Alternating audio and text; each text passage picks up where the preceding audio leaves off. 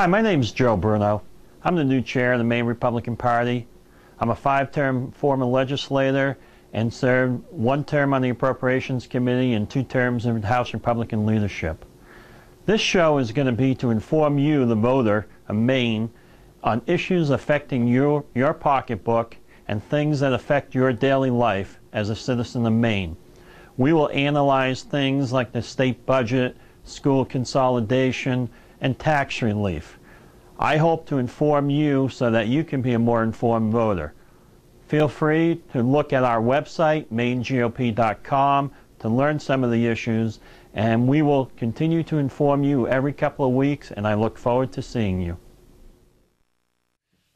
Hi, I'm Joe Bruno, the chair of the Maine Republican Party.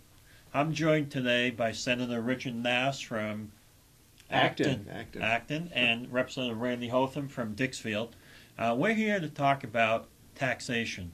Both of these gentlemen serve on the Tax Committee over at the legislature, and we want to talk about some of the issues in front of the Taxation Committee and what they are dealing with, and bring that to you at home so you can hear what's really going on in the Maine legislature.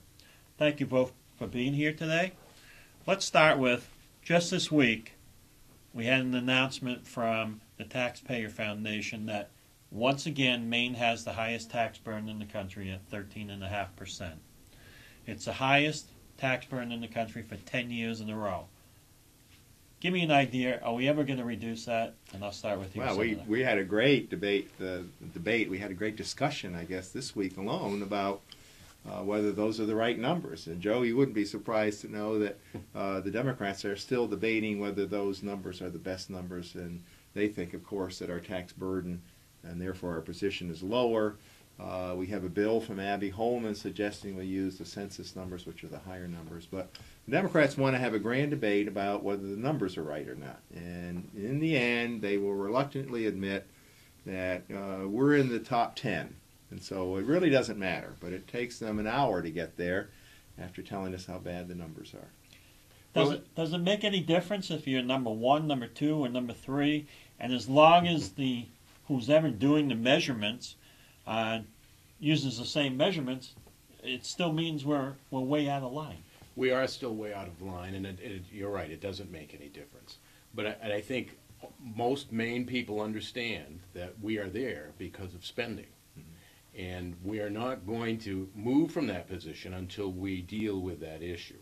And the Republicans have long held, and we made that known in committee, that we believe that that is the real solution to this problem. So I think back to my time in the 116th legislature when I was first elected in 1992. The Taxation Committee had come off the shutdown in 1991, and they had all kinds of spending increases, a temporary sales tax increase.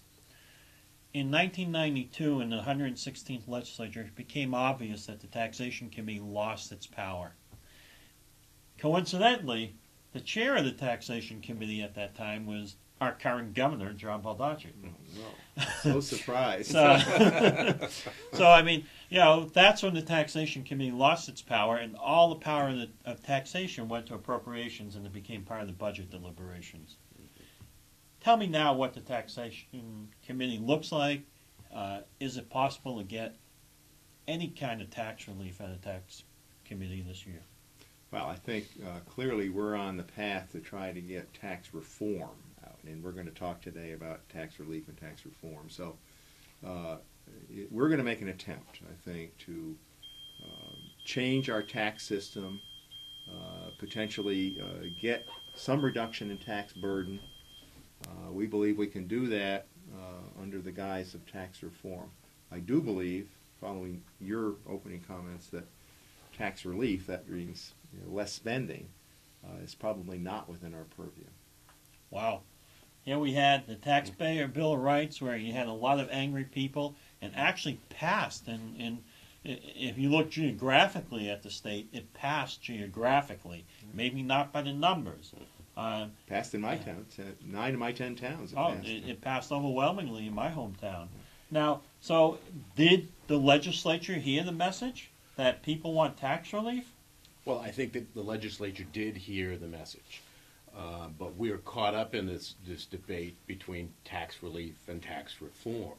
And under the guise of tax reform, there's a feeling that through shifting and exporting of some of those taxes to other than Maine residents, that we are in effect providing Maine people with tax relief. Or burden reduction. Without dealing with the spending issue. Well, can we have it both ways? Can we have tourism being our major industry and trying to pass more taxes on to tourists or out-of-state residents? Well, I think it's sad in the sense that now the Democrats are left with looking for taxes that they can export, with the help from the Brookings report. Now they're looking around for ways to essentially tax or get more revenue, but apply that burden to people who don't live here or only spend part of the time here. That's a sad situation, because we all know, as you said, that spending reductions, of which we have offered plenty in the past and could easily accomplish, apparently off of their table. Now, let's think about this.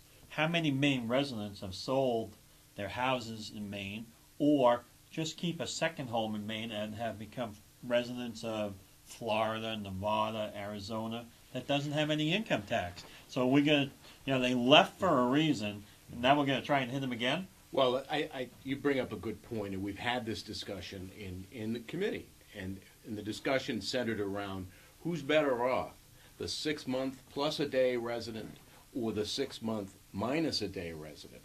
And I think clearly that the non-resident or that 6-month minus a day resident is better off as far as the burden in the state of Maine is concerned. I don't think you can have it both ways, Joe, but I think that there is room to shift without affecting the number of people who come here and enjoy the state of Maine. Where is that line? I'm not sure anybody can tell you where that line is. It is stark, Joe. I mean, this idea that 6 months in a day, in other words, the people that live elsewhere, when you look at our tax policies over the recent last 10 or 15 years, you see how much we've done to encourage people to leave. And when you realize that the person who might do that are usually our high income earners, and therefore our high income taxpayers, it's pretty tragic. Yes, it is.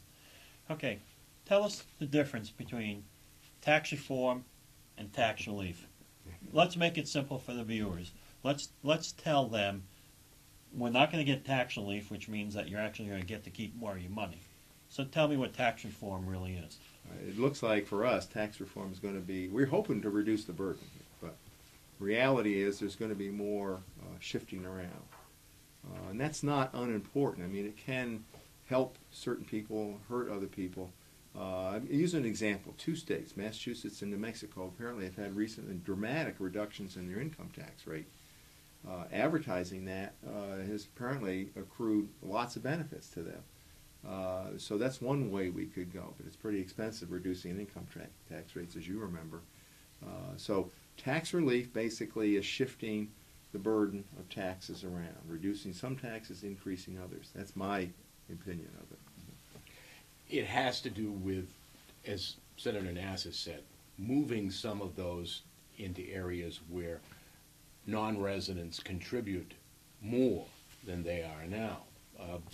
The subject that comes up constantly is ski lift tickets or I'm sorry, Joe, golf green fees. Oh, my God. And some of those discretionary spending that aren't taxed currently that need to be, and have a fair share of non-residents contributing to them.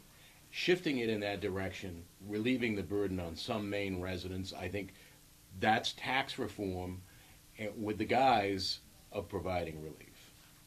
Well,